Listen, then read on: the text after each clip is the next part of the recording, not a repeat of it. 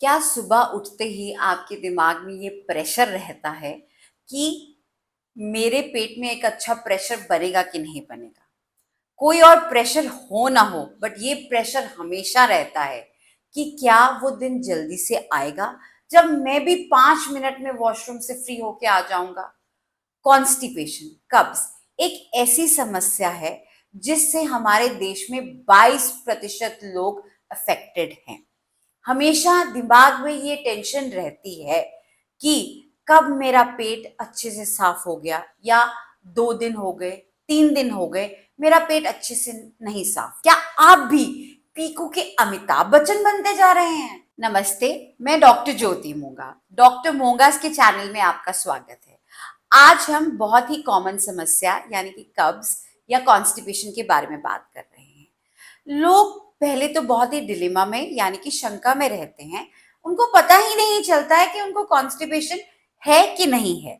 तो आज हम आपको बताएंगे, ये हेल्प करेंगे आपकी जानने में कि क्या आप कॉन्स्टिपेशन से पीड़ित है, और 3 बहुत ही ऐसे इफेक्टिव तरीके बताएंगे जिससे आप घर बैठे ही अपनी कॉन्स्टिपेशन के साथ डील कर सकते हैं या उसको दूर कर सकते हैं।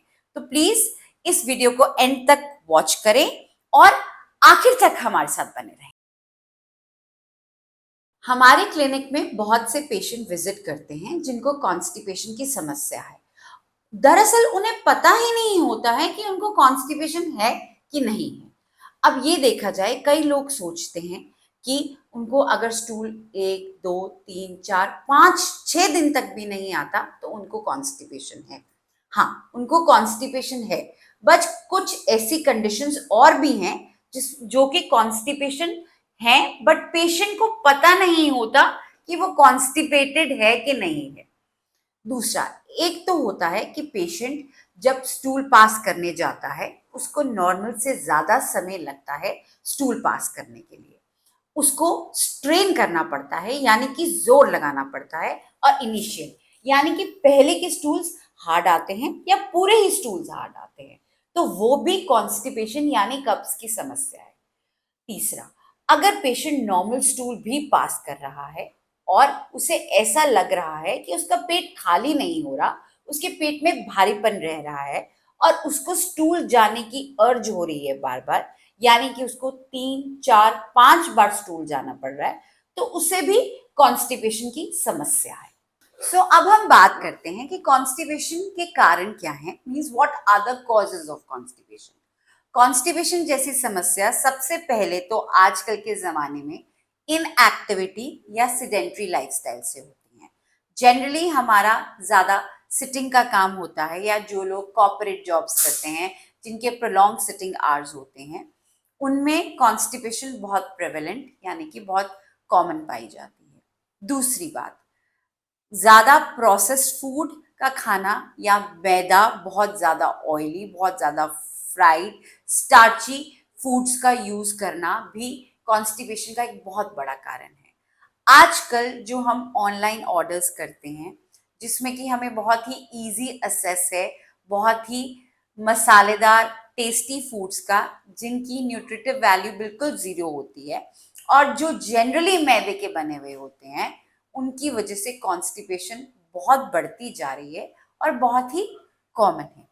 तीसरा, कुछ ऐसे डिजीजेस भी होते हैं जिनकी वजह से आपको कॉन्स्टिपेशन होती है, जैसे किसी भी पेशेंट में हाइपोथायरॉयडिज्म का होना, या प्रोलॉन्ग डायबिटीज, मीन्स जो लोग डायबिटिक हैं और काफी समय से डायबिटीज की दवा पे रहते हैं, या ऑटो इम्यून डिसऑर्डर्स का होना जिसमें कि लोग स्टेरॉयड का प्रयोग बहुत करते हैं या उनको स्टेरॉयड खाना पड़ता है, या कोई प्रोलॉन्ग इलनेस है, कोई बहुत समय से बीमार है जिसकी वजह से वो बेड पे ही है, बेड रिडन है, या बहुत ज्यादा एंटीबायोटिक्स या मेडिसिन का प्रयोग किया जाता है, उनमें भी कॉन्स्टिपेशन बहुत प्रेवेलेंट होती है।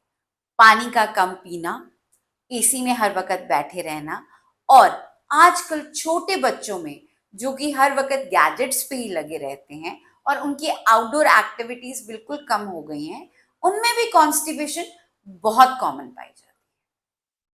तो अब बात करते हैं कि कॉन्स्टिपेशन यानी कब्ज को कैसे घर बैठे आप आसान और इफेक्टिव वे में ठीक कर सकते हैं। इसमें आपको कोई ज्यादा काम भी नहीं करना पड़ेगा और इनके रेगुलर यूज से आपको कुछ ही दिन में बहुत अच्छे मिराकुलस रिजल्ट्स मिल सकते हैं।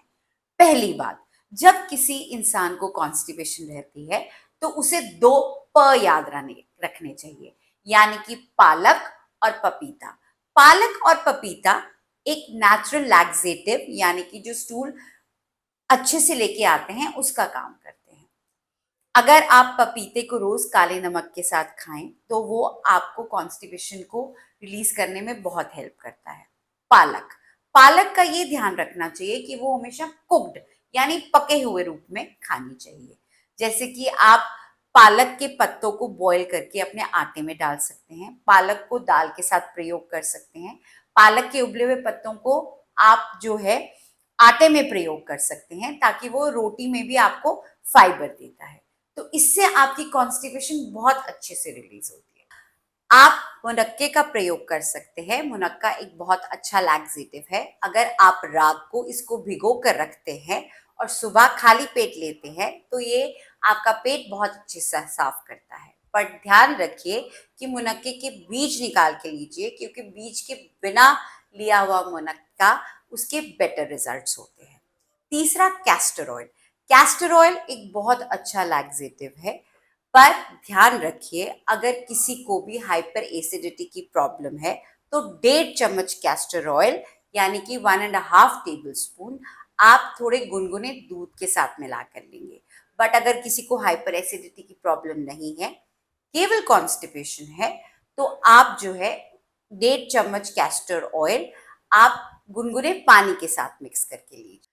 कैस्टर ऑयल बहुत अच्छा लैक्सेटिव है जो कि आपकी कॉन्स्टिपेशन को रिलीव करता है। So constipation is not only a disease but it is a lifestyle disorder. अगर आप कॉन्स्टिपेशन को अपने जीवन से हमेशा के लिए भगाना चाहते हैं, ओके टाटा बाय बाय करना चाहते हैं, तो दवाई के साथ साथ आपको अपने डाइट और लाइफस्टाइल में चेंजेस भी करने पड़ेंगे। So include lot of fresh fruits and vegetables in your diet, यानी कि खूब सारी हरी पत्तेदार सब्जियों को और फलों को अपना दोस्त बनाइए। खूब सारा पानी पीजिए, एटलीस्ट 8 से 10 गिलास डेली पीजिए। And very important, daily exercise in any form of 30 minutes, rather 30 minutes for 5 days a week is very important, क्योंकि जब हम एक्सरसाइज करते हैं तो हमारी गैस्ट्रो इंटेस्टाइनल एक्टिविटी बढ़ती है जिससे कॉन्स्टिपेशन दूर भागती है। So please take care of your health, stay active, stay healthy and say bye bye to constipation.